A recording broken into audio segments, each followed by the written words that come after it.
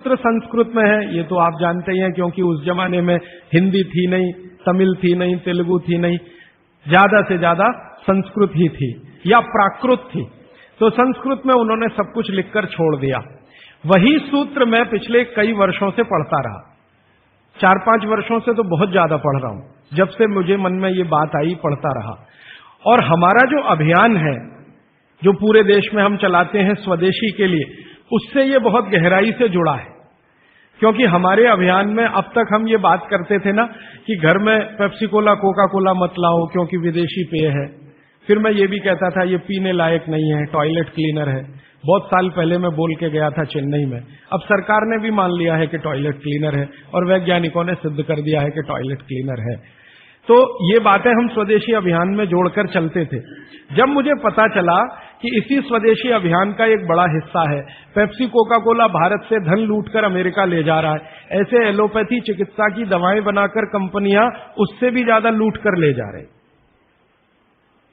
एक American company है, उसका नाम है प्रॉक्टर एंड गैम्बल। उसकी बैलेंस शीट मैंने देखी तो उनका मुनाफे का प्रतिशत 20,000 है, माने 20,000% प्रॉफिट कमा रहे हैं वो भारत में। पेप्सी कोका कोला तो 1000% पे काम कर रहे हैं, प्रॉक्टर एंड गैम्बल 20,000% पे काम कर रहे हैं। एक अमेरिकन कंपनी है एली लिली, उनका प्रॉफिट परसेंटेज 35,000 है, 35,000% मुनाफा कमा रहे हैं वो भारत में। तो ध्यान में आया कि विदेशी कंपनियां पेप्सी कोका कोला बेचकर जितना धन कमा रही हैं, उससे कई गुना ज्यादा एलोपैथी की दवाएं बेचकर कमा रही हैं। और उस धन को कमाने में भारत के चिकित्सक उनकी थोड़ी मदद कर रहे हैं, क्योंकि वो उन्हीं दवाओं का प्रिस्क्रिप्शन लिख रहे हैं जो ये कंपनियां बेच रहे हैं। मैंने बहुत सारे चिकित्सकों से ये पूछने का लगातार प्रयास किया है कि आप इसी कंपनी की दवाएं क्यों लिखते हैं। मान लो एक चिकित्सक है, बहुत पैसे वाला है, प्रॉक्टर एंड गैम्बल की ही दवाएं लिखता है। बंबई में मैंने ये ज्यादा काम किया। और एक है वो एली लिली की ही लिखता है, एक है सेंडोज की ही लिखता है, एक सीबागाइगी की ही लिखता है। तो पता चला कि उनका कमीशन फिक्स है। ये खराब शब्द बोलने के लिए आप मुझे माफ करेंगे, डॉक्टरों का कंपनियों से कमीशन फिक्स है। माने कमीशन जो कंपनी ज्यादा देगी वो उसका प्रिस्क्रिप्शन लिखेंगे। इसका मतलब यह है कि उनको आपकी चिकित्सा से कोई लेना देना नहीं है, उनको अपने कमीशन की चिंता है। और वो कमीशन खाकर ऐसी दवाएं भी लिखेंगे आपको जो जरूरत नहीं है, गैर जरूरी है। अक्सर आपने देखा है कि एक साथ कोई डॉक्टर का प्रिस्क्रिप्शन है, 18-20 गोलियां लिखी हुई हैं, 4 सुबह 4 दोपहर 4 शाम 4 रात गोलियां ऐसे खिलाते हैं जैसे सब्जियां खाएं हम। और वो तो कहते हैं कि सब्जी वब्जी खाओ ही मत, गोलियां ही खाते रहो। हाँ, विटामिन बी के लिए भी गोली खा लो, विटामिन सी के लिए भी गोली खा लो, विटामिन ए के लिए भी गोली खा लो, और गोली से भी ज्यादा इंजेक्शन लगवा लो। और अब तो उन्होंने पता नहीं क्या क्या सब बना दिया।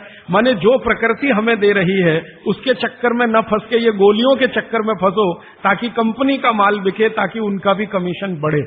ये पूरे देश में चल रहा है, कहीं ज्यादा कहीं कम।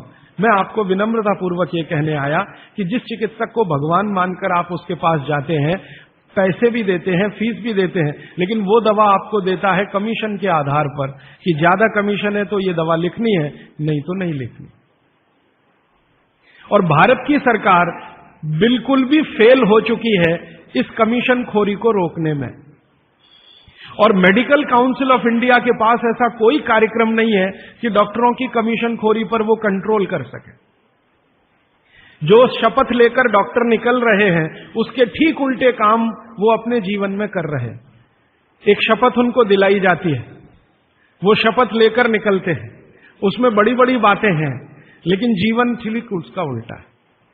तो ये सब बातों को ध्यान में रखकर मुझे ऐसा लगा कि भागवत जी की बात जो वो कहते हैं कि 85% जो जीवन की चिकित्सा है वो हर व्यक्ति स्वयं कर सकता है, 15% के हिस्से में विशेषज्ञ की जरूरत है। तो मुझे लगा कि जो 85% है वो तो जानो। और वो जानने के लिए 5-6 साल जो काम किया मैंने, उसमें से कुछ सूत्र मैंने निकाले। भागवत जी के 7,000 सूत्र हैं, सभी सूत्रों पे बात करूं तो कम से कम तो महीना सवा महीना लगता है, वो भी रोज 3 घंटे बात करूं तो मैंने कहा और सोचा कि इतना समय किसी के पास भी नहीं है और शायद मेरे पास भी नहीं है, तो इनमें से कुछ सूत्र हैं जो बहुत जरूरी लगते हैं, वो निकालो। तो भारत में जैसे मैंने हार्डीकर जी का नाम लिया, उनकी मैंने मदद ली इसमें, और हार्डीकर जी के बराबर के कई ऐसे वैद्य हैं, उनकी मदद मैंने ली, और मैंने कहा कि आप मुझे बताओ ये सूत्र, ये सूत्र, ये सूत्र, ये सूत्र बहुत ही जरूरी है, बिना इसके आदमी का जीवन ही नहीं चलेगा, ये पहले मुझे बता दो। तो उन्होंने बताना शुरू किया, तो वो 7,000 से घट के 3,000 तक आए। फिर मैंने कहा ये 3,000 में मुझे बताओ, तो 3,000 से 1,000 पर आए, फिर 500 पर आए, फिर 500 से 50 पर आ गए। और वो 50 के बाद भी उन्होंने कहा अगर तुम ये 50 भी नहीं बता सकते तो ये 15 तो जरूर बता दो। तो मैं तो आपको 50 तो कम से कम बताने ही वाला हूं, क्योंकि अगले 5-6 दिन मेरे पास समय है, लेकिन उन 50 में जो 15 हैं वो सबसे महत्वपूर्ण हैं। भागवत जी खुद मानते हैं, और उनके नीचे के जितने भी विशेषज्ञ हुए हैं पिछले हजारों सालों में, वो भी मानते हैं कि ये सबसे महत्वपूर्ण सूत्र है। उसमें से पहला सूत्र मैं बात शुरू करता हूं। आपके पास अगर कागज पेन हो तो जरूर निकाल लीजिए, नोटबुक है तो बहुत अच्छा होगा, डायरी है तो बहुत ही अच्छा होगा, क्योंकि पता नहीं दोबारा कब कौन व्यक्ति इस विषय पर आपसे बात करने आएगा। और अगर नहीं है कागज पेन कॉपी तो भी चिंता मत करिए, क्योंकि मैंने पिछले कुछ वर्षों में काम करते करते ये सूत्रों को किताब में भी लिख डाला है। मैंने किताब बना दी है, भागवत संहिता जो है, माने भागवत जी की अष्टांग हृदयम और अष्टांग संग्रम, इनके सूत्रों को कलेक्ट करके, सेलेक्ट करके 3 भाग में एक पुस्तक बनाई है, पार्ट 1, पार्ट 2, पार्ट 3, अष्टांग हृदयम, भाग 1, भाग 2, भाग 3। मूल लेखक भागवत जी हैं, मैंने सिर्फ सिलेक्शन किया है, और सिलेक्शन के साथ आज के हिसाब से उसको थोड़ा विश्लेषित किया है। जैसे मैं एक उदाहरण दूं तो आपको मेरी बात समझ में आए। भागवत जी ने एक सूत्र लिखा, अब मैं संस्कृत में बात नहीं करूंगा क्योंकि समय बढ़ जाएगा। एक सूत्र उन्होंने लिखा कि भोजन को बनाते समय, इसको माताएं बहनें सब बहुत ध्यान से सुने, पुरुष भी सुने तो अच्छा है। भोजन को बनाते समय पवन का स्पर्श और सूर्य का प्रकाश अगर नहीं मिला, किसको? भोजन को। जिस भोजन को आप बना रहे हैं या पका रहे हैं, उसको पकाते समय पवन का स्पर्श और सूर्य का प्रकाश नहीं मिला, वो भोजन कभी नहीं करना। क्यों? तो वो आगे लिखते हैं ये भोजन नहीं विष है। और फिर आगे लिखते हैं कि दुनिया में 2 तरह के विष हैं। एक ऐसे विष होते हैं जो तत्काल असर करते हैं, और एक ऐसे विष होते हैं जो धीरे धीरे असर करते हैं। तत्काल असर वाले विष आप जानते हैं, जीभ पर 1 ड्रॉप डालो मर जाओ, ऐसे बहुत विष हैं। और धीरे धीरे असर करने वाले विष माने 2 साल में, 5 साल में, 10 साल में, 15 साल में, 20 साल में असर करेंगे और आपको मरने की स्थिति में पहुंचा देंगे। तो सूत्र उनका इतना है कि जिस भोजन को बनाते समय पवन का स्पर्श और सूर्य का प्रकाश ना मिले, वो भोजन को कदापि ना करें, क्योंकि वो विष है। अब ये तो सूत्र है, पहले संस्कृत है, मैंने वो हटा दिया, संस्कृत नहीं कहा, सीधे हिंदी में कहा। अब इस हिंदी का विश्लेषण करें, हम कहना क्या चाहते हैं वो, और आज के हिसाब से विश्लेषण करें, सन 2007 के हिसाब से विश्लेषण करें। अब तक मैंने जो बोला वो भागवत जी का हिस्सा था, अब जो वो बोल रहा हूं वो मेरा हिस्सा है। भागवत जी कह रहे हैं कि प्रेशर कुकर का भोजन ना करें, क्योंकि प्रेशर कुकर एक ऐसी तकनीक है जिसमें भोजन बनाते समय ना तो सूर्य का प्रकाश जा सकता है, ना पवन का स्पर्श उसको मिलेगा। प्रेशर कुकर से जो भी है वो हवा बाहर तो आ सकती है, बाहर की हवा अंदर जाने की उसमें कोई डिवाइस नहीं है, कोई रास्ता नहीं। सूर्य का प्रकाश उसमें अंदर जाए ऐसी कोई टेक्नोलॉजी उसमें डेवलप नहीं हुई है। तो भागवत जी ने 3500 साल पहले कहा, शायद उनको ये अंतर चेतना में आ गया होगा कि ये कभी ना कभी आदमी प्रेशर कुकर बना ही लेगा। ये मैंने मजाक में कहा, लेकिन आज के हिसाब से आपको समझ में आए इसके लिए। तो वो ये कहते हैं कि प्रेशर कुकर का भोजन ना करें। माने हमारे घर में एक प्रेशर कुकर है जिस पर भागवत जी का सिद्धांत लागू नहीं होता। माने सिद्धांत ऐसे लागू नहीं होता कि हम उसका खाना खाएं, ना खाएं, वो विष है। फिर मैंने वैज्ञानिकों से बात की कि ये प्रेशर कुकर का भोजन विष है, ऐसा भागवत जी कहते हैं, आपका क्या कहना है? तो हमारे देश में CDRI नाम की एक बड़ी लेबोरेटरी है, सेंट्रल ड्रग रिसर्च इंस्टीट्यूट। वहां के 2 साइंटिस्टों ने कहा कि यार काम तो हमने करके देखा है, बात सही है भागवत जी।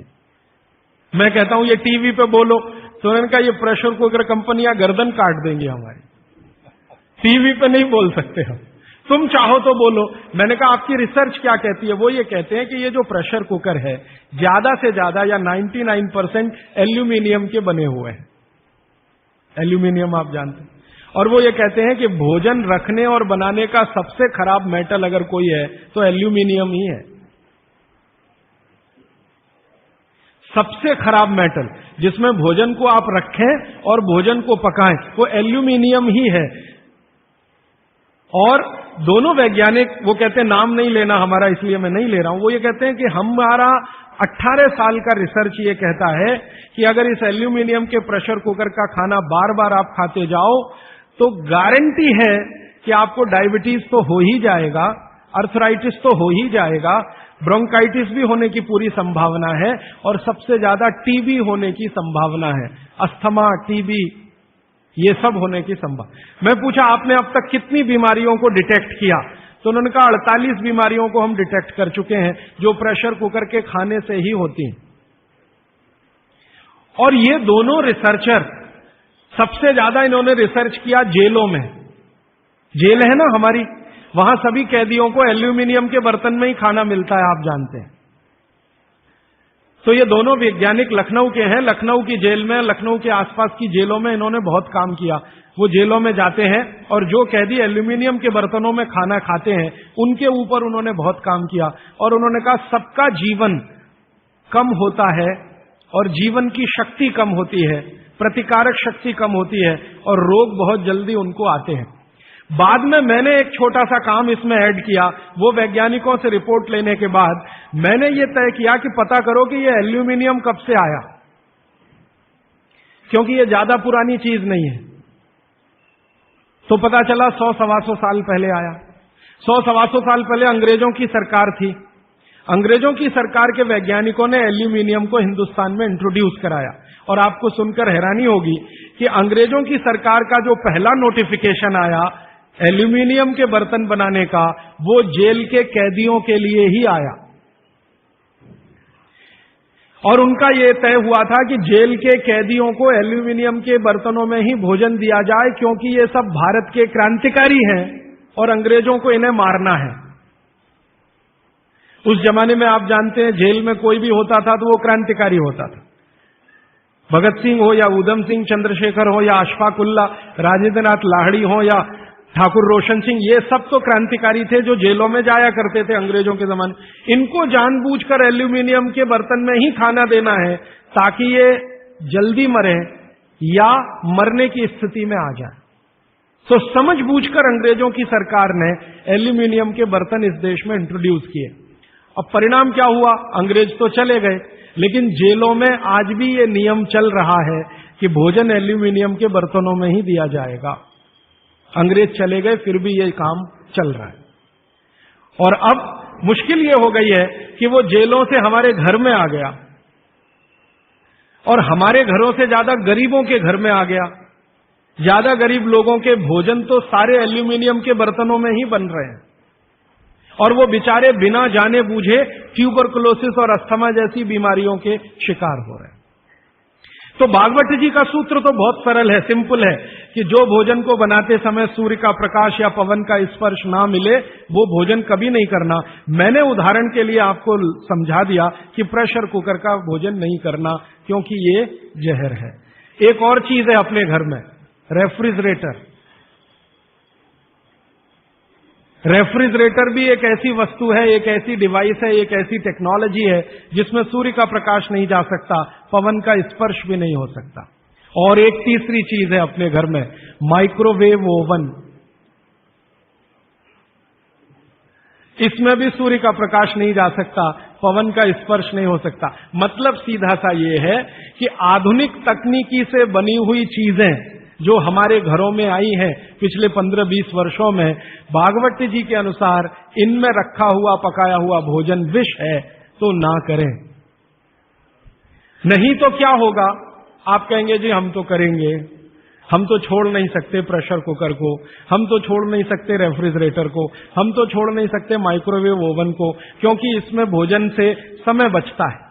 मेरा बहुत सारी माताओं और बहनों से तर्क हुआ है, वो ये कहते हैं कुकर में खाना बनाने से समय बचता है। तो मैं उनसे पूछता हूं ठीक है समय बचता है, तो बचे हुए समय का क्या करती हैं?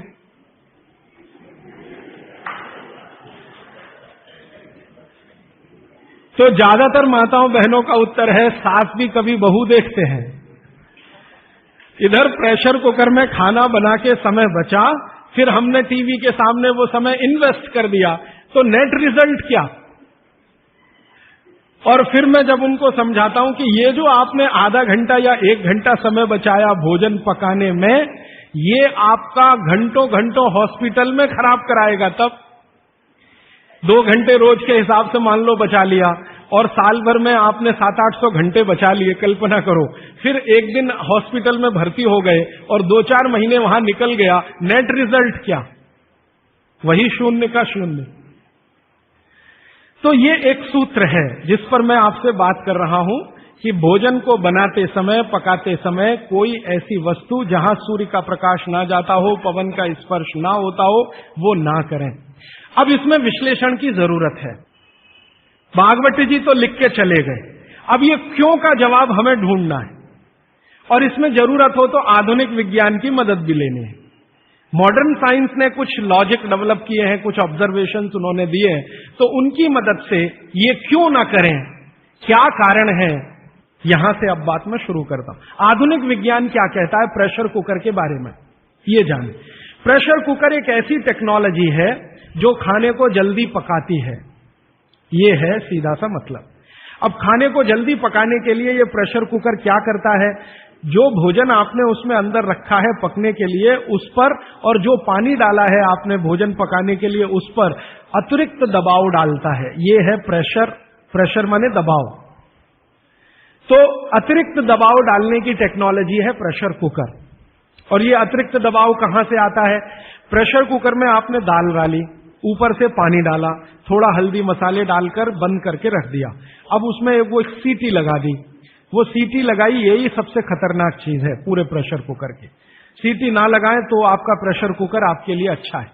सीटी लगाते ही क्या करता है, पानी गर्म होगा। आप जानते हैं पानी गर्म होने से वाष्पीकरण शुरू होता है, वेपराइजेशन शुरू होता है। तो पानी की वाष्प प्रेशर कुकर में चारों तरफ इकट्ठी हुई, वो वाष्प जो है ना वो दबाव डालती है। किस पर?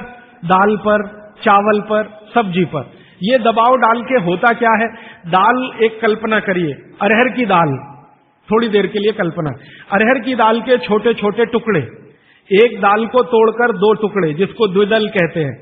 जैन समाज के लोग तुरंत समझ में आ जाएंगे। द्विदल, चने की दाल, अरहर की दाल, ये सब द्विदल है। इसको तोड़कर आपने दाल बनाई है। अब ये दाल पानी में पड़ी है, नीचे से गर्म और ऊपर से भाप का दबाव, तो ये दाल जो है ना फट जाती है। फटना समझते हैं? वो दरकना शुरू हो जाता है। उसके अंदर के जो मॉलिक्यूल हैं, दाल के अंदर जो अणु हैं, वो अणु एक दूसरे को जो जकड़कर बैठे हुए हैं, ये पानी का प्रेशर उन अणुओं को तोड़ता है और दाल दरकना शुरू होती है। वो दाल दरक जाती है और पानी इतना गर्म होता है तो उबल जाती है, पकती नहीं है, उबलती है। पकना और उबलने में अंतर है। तो उबल जाती है और दरक जाती है। आप खोलते हैं, 5 मिनट बाद आपको लगता है दाल पक गई है। पक नहीं गई है, वो थोड़ी सॉफ्ट हो गई है, नरम हो गई है, क्योंकि नीचे से गर्मी पड़ी, ऊपर से प्रेशर पड़ा वाष्प का, वो पकी नहीं है, उबल गई है और उसका सॉफ्टनेस बढ़ गई है। तो आपने खा लिया तो आपने कहा पकी हुई दाल खा ली। माफ करिए, दाल पकी हुई नहीं है। फिर आप बोलेंगे जी पकी हुई दाल और इस दाल में क्या अंतर है? पकी हुई दाल का आयुर्वेद में एक सिद्धांत है। आयुर्वेद में वैसे सभी सिद्धांत हैं, उसमें से एक मैं आपसे बता रहा हूं।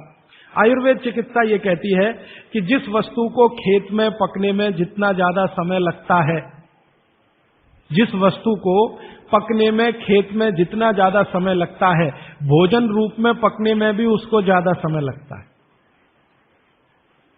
अब अरहर की दाल की बात करें, आप में से थोड़ा भी गांव से जुड़ा हुआ कोई व्यक्ति होगा तो आप जानते हैं अरहर की दाल को खेत में पकने में कम से कम 7 से 8 महीने लगता है। कम से कम 7 से 8 महीना लगता है। क्यों? अरहर की दाल में जो कुछ भी है, जिसको आप न्यूट्रिएंट के रूप में जानते हैं, माइक्रो न्यूट्रिएंट के रूप में जानते हैं, सूक्ष्म पोषक तत्व के रूप में जानते हैं, वो मिट्टी से दाल तक आने में सबसे ज्यादा समय लगता है।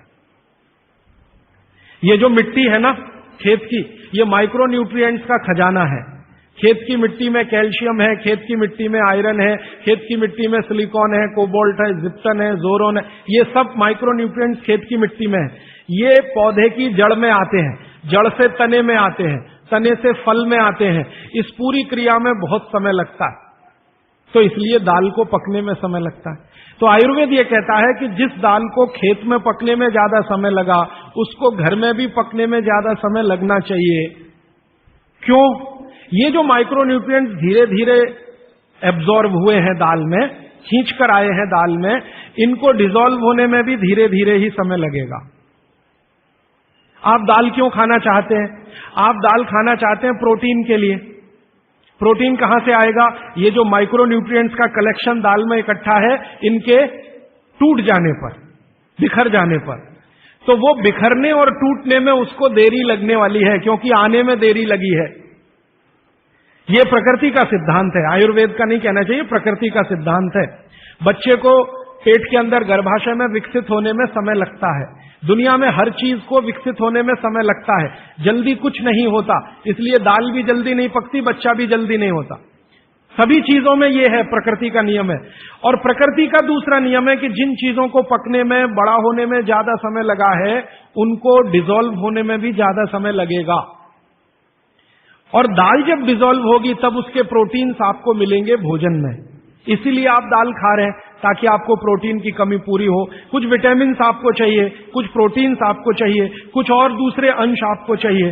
तो आयुर्वेद का नियम बिल्कुल सीधा है कि दाल ज्यादा देर में पकी है तो घर में भी ज्यादा देर में पके। अब मेरे समझ में आया कि हमारे पुराने लोग जो बुजुर्ग थे वो कितने बड़े वैज्ञानिक थे। मैं एक बार जगन्नाथपुरी गया था, आप भी गए होंगे। तो वहां भगवान का प्रसाद बनाते हैं तो प्रेशर कुकर में नहीं बनाते, आप जानते हैं। हालांकि वो चाहे तो प्रेशर कुकर रख सकते हैं, क्योंकि जगन्नाथपुरी के मंदिर के पास करोड़ों रुपए की संपत्ति है। तो मैंने मंदिर के महंत को पूछा कि ये भगवान का प्रसाद, माने वहां दाल और चावल मिलता है प्रसाद के रूप में, वो मिट्टी की हांडी में क्यों बनाते हैं? आप में से जो भी गए हैं जगन्नाथपुरी, आप जानते हैं वो मिट्टी की हांडी में दाल मिलती है और मिट्टी की हांडी में चावल मिलता है या खिचड़ी मिलती है, जो भी मिलता है प्रसाद के रूप में। तो मैंने महंत को पूछा कि आप ये मिट्टी की हांडी में ही क्यों बनाते हैं? तो उसने एक ही वाक्य कहा, मिट्टी पवित्र होती है। तो ठीक है, पवित्र होती है, ये हम सब जानते हैं। लेकिन वो जो नहीं कह पाया महंत, वो आपको मैं कहना चाहता हूं कि मिट्टी न सिर्फ पवित्र होती है, बल्कि मिट्टी सबसे ज्यादा वैज्ञानिक होती है। क्योंकि हमारा शरीर मिट्टी से बना है, मिट्टी में जो कुछ है वो शरीर में है, और शरीर में जो है वो मिट्टी में है। हम जब मरते हैं ना और शरीर को जला देते हैं तो 20 ग्राम मिट्टी में बदल जाता है पूरा शरीर। 70 किलो का शरीर, 80 किलो का शरीर मात्र 20 ग्राम मिट्टी में बदल जाता है, जिसको राख कहते हैं। और इस राख का मैंने विश्लेषण करवाया एक लेबोरेटरी में, तो उसमें कैल्शियम निकलता है, फास्फोरस निकलता है, आयरन निकलता है, जिंक निकलता है, सल्फर निकलता है, 18 माइक्रो न्यूट्रिएंट्स निकलते हैं मरे हुए आदमी की राख में। ये सब वही माइक्रो न्यूट्रिएंट्स हैं जो मिट्टी में है। इन्हीं 18 माइक्रो न्यूट्रिएंट से मिट्टी बनी है, यही 18 माइक्रो न्यूट्रिएंट शरीर में है जो मिट्टी में बदल जाता है। तो महंत का कहना कि मिट्टी पवित्र है, वो बहुत वैज्ञानिक स्टेटमेंट है। बस इतना ही है कि वो उसको एक्सप्लेन नहीं कर सकता। एक्सप्लेन क्यों नहीं कर सकता? आधुनिक विज्ञान उसने नहीं पढ़ा या उसको मालूम नहीं है। लेकिन आधुनिक विज्ञान का रिजल्ट मालूम है, पवित्रता। रिजल्ट उसे मालूम है, विश्लेषण नहीं मालूम। वो हमारे जैसे मूर्खों को मालूम है। मैं अपने को उस महंत की तुलना में मूर्ख मानता हूं। क्यों? क्योंकि मुझे ये विश्लेषण करने में 3 महीने लग गए, वो बात 3 मिनट में समझा दिया कि मिट्टी पवित्र है। तो ये मिट्टी की जो पवित्रता है, उसकी जो माइक्रो न्यूट्रिएंट्स की कैपेसिटी या कैपेबिलिटी है, उसमें से आई है।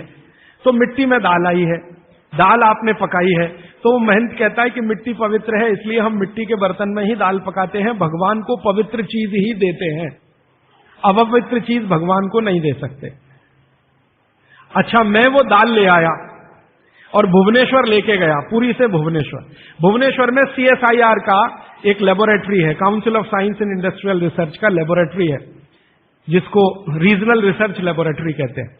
तो वहां ले गया, कुछ वैज्ञानिकों से कहा ये दाल है, उन्होंने कहा हाँ हाँ ये पुरी की दाल है। मैंने कहा इसका विश्लेषण करना है, इस दाल में क्या है। तो उन्होंने कहा यार ये तो बड़ा मुश्किल काम है, 6-8 महीने लगेगा। मैंने कहा ठीक है फिर भी। तो उन्होंने कहा हमारे पास पूरे इंस्ट्रूमेंट नहीं है, हमारे पास जो जो चाहिए वो नहीं है, आप दिल्ली ले जाओ तो बेहतर है। तो मैंने कहा दिल्ली ले गया तो खराब तो नहीं होगी? उन्होंने कहा नहीं होगी, क्योंकि ये मिट्टी में बनी है। तो पहली बार मुझे समझ में आया मिट्टी में बनी है तो खराब नहीं होगी। तो मैं ले गया दिल्ली तक, सच में ले गया।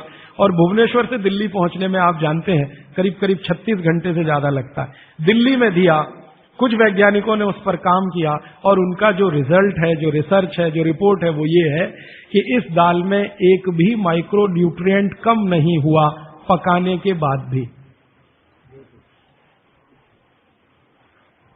इस दाल में एक भी माइक्रो न्यूट्रिएंट कम नहीं हुआ पकाने के बाद भी। फिर मैंने उन्हीं वैज्ञानिकों को कहा कि भैया प्रेशर कुकर की दाल का भी जरा देख लो। तो उन्होंने कहा ठीक है वो भी देख लेते हैं। तो प्रेशर कुकर की दाल को जब उन्होंने रिसर्च करके देखा तो उन्होंने कहा इसमें माइक्रो न्यूट्रिएंट्स बहुत ही कम है। मैं पूछा परसेंटेज वाइज बता दो। तो उन्होंने कहा अगर अरहर की दाल को मिट्टी की हांडी में पकाओ और 100% माइक्रो न्यूट्रिएंट्स हैं तो कुकर में पकाने में 13% ही बचते हैं, 87% नष्ट हो गए। मैं पूछा कैसे नष्ट हुए? तो उन्होंने कहा ये जो प्रेशर पड़ा है ऊपर से और इसने दाल को पकने नहीं दिया, तोड़ दिया, मॉलिक्यूल्स टूट गए हैं, तो दाल तो बिखर गई है, पकी नहीं है, बिखर गई है, सॉफ्ट हो गई है। तो खाने में हमको ऐसा लग रहा है कि ये पका हुआ खा रहे हैं, लेकिन वास्तव में वो नहीं है। पके हुए से मतलब ये होता है कि जो माइक्रो न्यूट्रिएंट्स आपको कच्चे रूप में शरीर को उपयोग नहीं आते, उनको आप उपयोगी बना लें, इसको पका हुआ कहते हैं आयुर्वेद में।